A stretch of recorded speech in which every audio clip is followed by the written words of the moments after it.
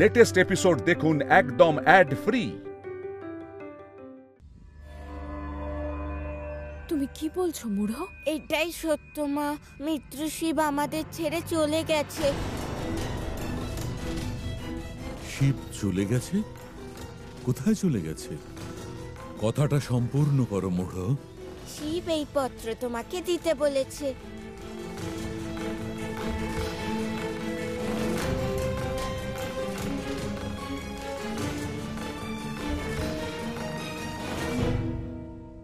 শিব এই পত্র কেন দিয়ে গেল?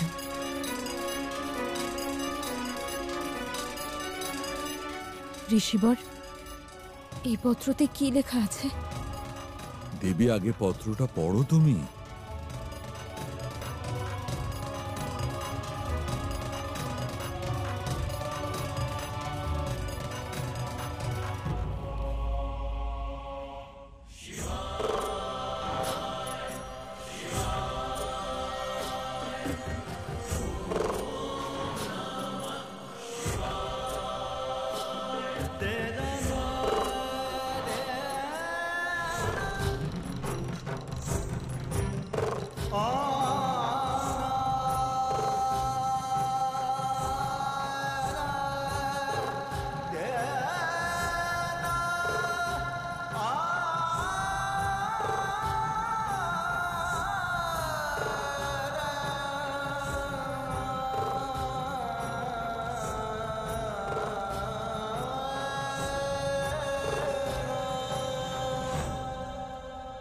শিব আর কখনো ফিরবে না ঋষিবর।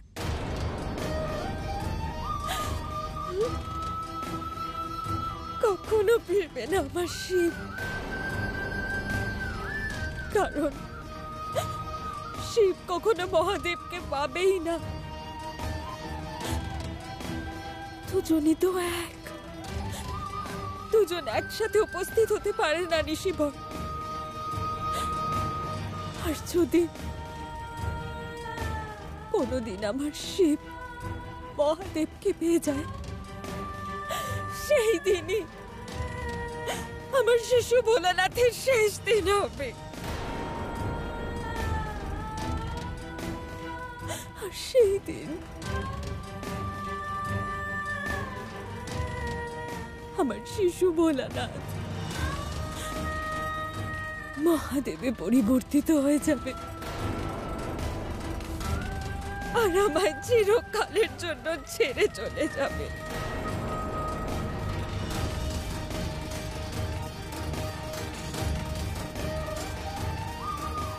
আমার ব্রত সফল হয়েও নিষ্ফল হয়ে গেল। আমি শিবকে পেয়েও হারিয়ে ফেললাম।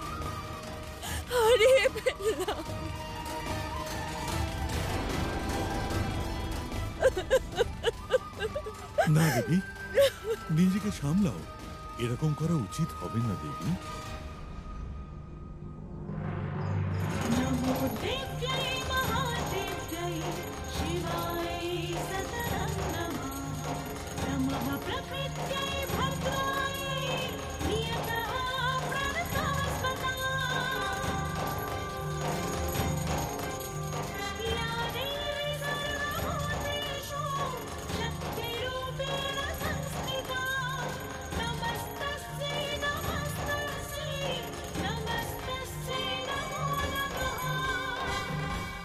দেবী পার্বতী, আপনার এই ভক্ত খুব কষ্টে আছে।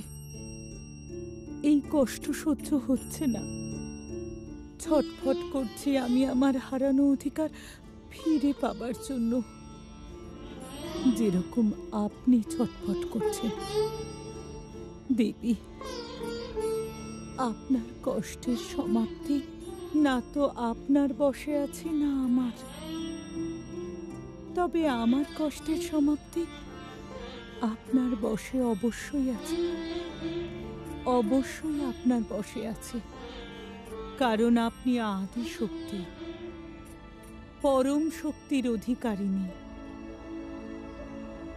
আমার কষ্ট দূর করুন আর আমার হারানো অধিকার ফিরিয়ে দিয়ে আমার অতৃপ্ত ইচ্ছা পূরণ করুন দেবী পার্বতী। সুখ আর দুঃখ যেন ফুল আর কাঁটা।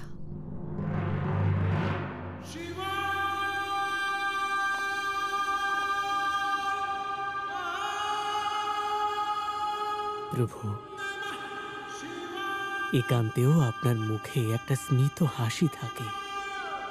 প্রসন্নতা আন্তরিক হওয়া উচিত নন্দী। প্রসন্নতা মনের ভাব হয়। শুদ্ধ চেতনাকে যখন আত্মসাৎ করবে তখন আর কোনো তফাৎ থাকবে না। আমি তফাৎ করি না, তাই আমার প্রসন্নতার রূপ এরকম। মহাদেব, মা প্রণাম। মা মহাদেব, আপনার এই কথা সঠিক বলে মনে হলো না। আমি তো পৃথিবীতে এটাই দেখেছি, যে ব্যক্তি প্রথম থেকেই দুঃখী তাকে আপনি আরো বেশি দুঃখ দেন, আর যে সুখী তাকে আপনি দুঃখই দেন না। পার্থক্য তো আছেই।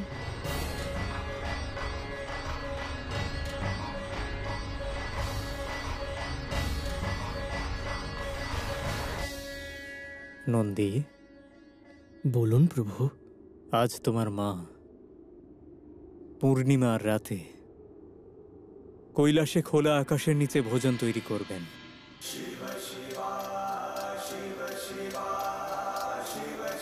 কি গিরিজা, করবে তো? যদি এ স্বয়ং মহাদেবের ইচ্ছে হয় তাহলে অবশ্যই আমি খোলা আকাশের নিচে ভোজন তৈরি করব। নন্দী, নিচে গ্রামে গিয়ে সামগ্রীর ব্যবস্থা করে এসো। যথা আজ্ঞা প্রভু।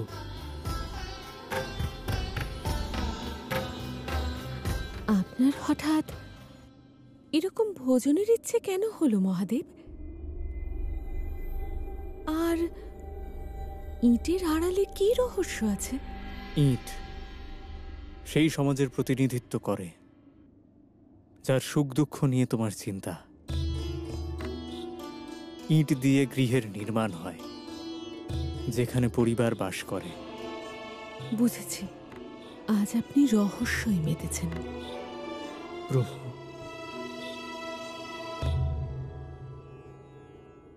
এই ইট কোথা থেকে আনলে? প্রভু, নিচের গ্রামে এরকম অনেক ঘর আছে যেগুলো ঠিকঠাক করে দেখাশোনা করা হয় না। ওই সমস্ত ঘরের জর্জরিত দেওয়াল থেকে এই ইট নিয়ে আসছে প্রভু। যে গৃহ ইতিমধ্যেই জর্জরিত, সেগুলিকে আরো জর্জরিত করে এলে নন্দী। এই ইট তো নির্মিত গৃহ থেকেও আনতে পারতে। কিন্তু প্রভু, ওই ঘরে থাকা লোকেরা ওই ঘরগুলোকে খুব নিপুণতার সাথে বানিয়েছিল, আর দেখতেও খুব সুন্দর লাগছিল। এই জন্যে ওই সমস্ত বাড়ির সৌন্দর্য নষ্ট করতে আমার মন চায়নি প্রভু। পার্বতী, এই হলো তোমার প্রশ্নের উত্তর। যারা নিজেদের গৃহকে যত্ন করেছে, মানে নিজেদের ভালো কর্মের দ্বারা জীবনকে সুন্দর করে তুলেছে, তারা দুঃখ কিভাবে পাবে? মানব জীবনে যারা সুখী তারা নিজেদের কর্মের দ্বারাই সুখী, আর যারা দুঃখী তারাও নিজেদের কর্মের দ্বারাই দুঃখী। বুঝেছি মহাদেব, যা ঘটছে তা ভালো মন্দ কর্মের পরিণতি। হয়তো দ্বারকাও আমার দেওয়া আশীর্বাদের সদ্ব্যবহার করছে। দেবী পার্বতী, আশীর্বাদ করলেন না তো আমায়? তোমায় আশীর্বাদ দিতে আমি বাধ্য দ্বারকা। আমার আশীর্বাদের মর্যাদা রাখার জন্য তোমার সব ইচ্ছে আমায় পূরণ করতেই হবে। আপনার অশেষ কৃপা দেবী। কিন্তু মনে রেখো, তুমি আমাকে বেশি সময় ধরে আমার আশীর্বাদের বন্ধনে বেঁধে তোমার সঙ্গে রাখতে পারবে না। আর এটাও মনে রেখো যে আশীর্বাদের ভুল প্রয়োগে তোমার তপস্যার শক্তি ক্ষীণ হয়ে যাবে। সেজন্য দ্বারকা, তুমি যে কর্মই করো না কেন খুব ভেবে চিন্তে করবে। দেবী পার্বতী, আমি সিদ্ধান্ত নিয়েছি, আর আমার সিদ্ধান্ত বদলাবে না। আমি অধিকার ফিরে পেতে চাই, আর আপনাকে তা ফিরিয়ে দিতে হবে। আর আমার সঙ্গে থেকে আমাকে এই সুখ ভোগ করতে আপনাকে দেখতেই হবে, কারণ তখনই আপনি যেতে পারবেন যখন আমি যাওয়ার অনুমতি দেব, যা আমি কখনো দেবই না।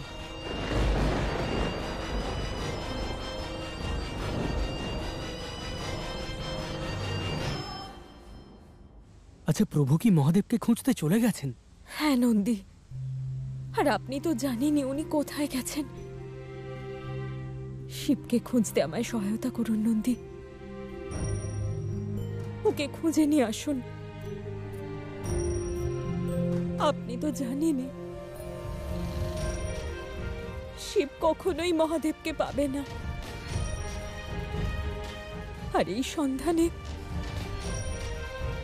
আমার শিশু ভোলানাথ, আমার পুত্র, শুধু ব্যর্থই হবে। ওর এই সন্ধান সম্পূর্ণ হবে না নন্দী।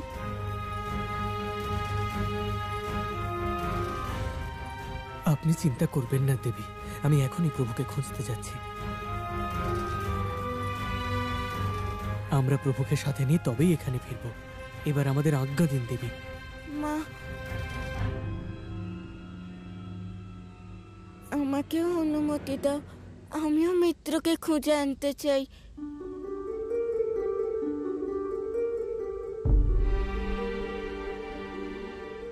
তুমি গিয়ে কি করবে মূঢ়? তুমিও তো ছোট। নন্দী যাচ্ছেন তো, উনি ঠিক শিবকে খুঁজে আনবেন মূঢ়। না মা, আমাকে আটকিও না। আমি শিবের মিত্র, অভিন্ন মিত্র, আর মিত্রের ধর্ম হলো মিত্রের প্রতি মুহূর্তে সঙ্গ দেওয়া।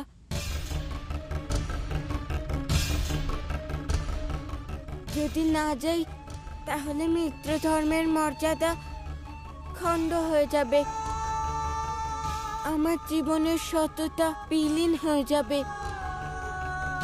তোমার কাছে প্রার্থনা করছি মা, আমি প্রার্থনা করছি, প্রার্থনা করছি মা, তোমার কাছে প্রার্থনা করছি, প্রার্থনা করছি মা।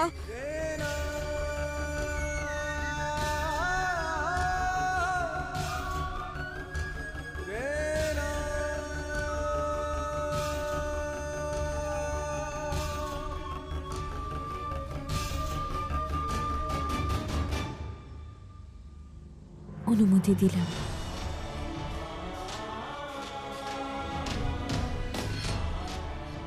এবার আমাদের আজ্ঞা দিন দেবী। চলো মূঢ়।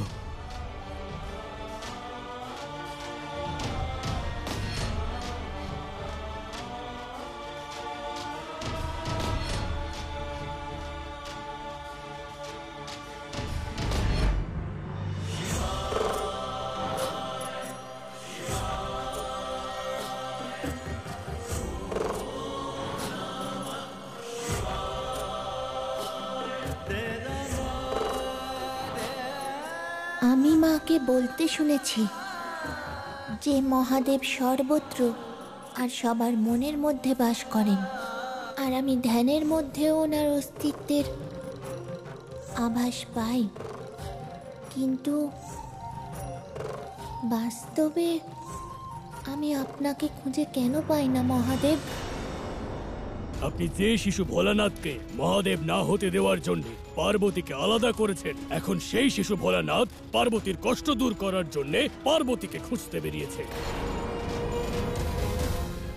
কিন্তু এতে দুশ্চিন্তার কি আছে? দণ্ডপাণি। আজ্ঞে মহারাজ। তুমি তো একজন আচার্য দণ্ডপাণি, তাহলে একটা কথা বলো, মৃগ কি কখনো তার নিজের কস্তুরীকে খুঁজে পেয়েছে?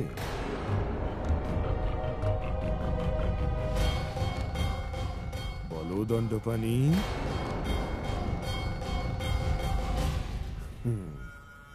সঠিক উত্তর। এবার এটা বলো যে মৃগ তার কস্তুরীকে কেন কখনো খুঁজে পায় না? কারণ কস্তুরী সে বাইরে খুঁজে বেড়ায়, যেখানে কস্তুরী মৃগের দেহেই থাকে। একদম সঠিক উত্তর দণ্ডপাণি, একদম সঠিক উত্তর। ঠিক একইভাবে এই শিশু ভোলানাথও ওই মৃগের মতনই সব সময় মহাদেবকে খুঁজে বেড়াবে। ও যাকে খোঁজার চেষ্টা করছে তাকে কোনোদিনও খুঁজে পাবে না, কারণ ও নিজেই যে মহাদেব। তাই দুশ্চিন্তা করার কোনো কারণ নেই, কোনো কারণ নেই। কিন্তু তারকা, বলুন মা। শিশু ভোলানাথ দেবী পার্বতীর কাছে পৌঁছে গেলে অবশ্যই তাকে বলবে যে সে স্বয়ং মহাদেব। তারপর যে সংকট উৎপন্ন হবে তার সম্মুখীন হওয়া কঠিন হবে। আপনি নিশ্চিন্তে থাকুন মা, আমি কখনোই সেটা হতে দেব না। আর প্রয়োজন পড়লে দারুকা বোনকেই আমি স্থানান্তরিত করে দেব। দারুকা বোনকে তুমি কোথায় নিয়ে যাবে তারকা? পাতাল লোকে মা, পাতাল লোকে।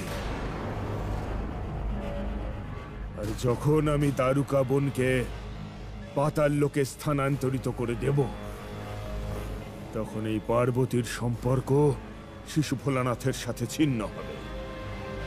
আর শিশু ভোলানাথের সঙ্গে যখন সম্পর্ক ছিন্ন হবে, ওদের দুজনের মধ্যে মিলনই হবে। আর যখন মিলনই হবে না, আমার সংকট জন্ম লাভ করবে না। আর যখন আমার সংকট জন্ম লাভই করবে না মা, তখন শুধু আমি বেঁচে থাকব, অজেয়, অমর, ত্রিলোক বিজেতা তারকাসুর। হর হর মহাদেব, হর হর মহাদেব। নন্দী মশাই, আপনি চোখ বন্ধ করে কি করে খুঁজবেন শিবকে? সব সময় বন্ধ চোখেই প্রভুকে দেখতে পাওয়া যায় মূঢ়। আর আমার মনে হচ্ছে যে প্রভু আশেপাশেই কোথাও রয়েছেন।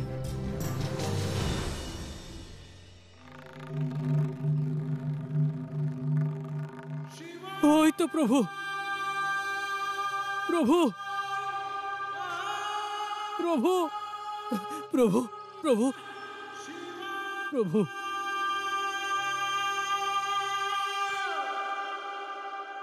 মিত্র, আপনারা সবাই এখানে? হ্যাঁ প্রভু, আপনার মা খুবই চিন্তিত, এই জন্য আমরা আপনাকে খুঁজতে বেরিয়েছি।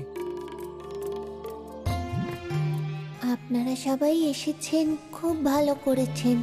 এতদিন ধরে আমি একাই মহাদেবকে খুঁজছিলাম, এবার আমরা একসাথে মহাদেবকে খুঁজব। কিন্তু আপনার মা প্রভু? আমি মায়ের মনের অবস্থা জানি। এবার আপনি ফিরে চলুন প্রভু। না মিত্র, ফিরতে পারবো না। মহাদেবকে না খুঁজে আমি ফিরতে পারবো না।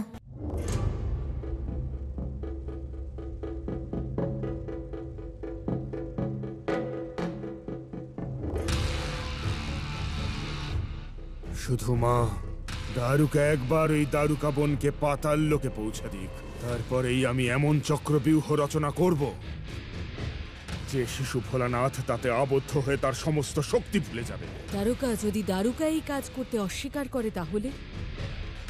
না মা, ওটা ছিল অতীত, এটা বর্তমান। ও আমার আজ্ঞার উল্লঙ্ঘন কখনো করবে না।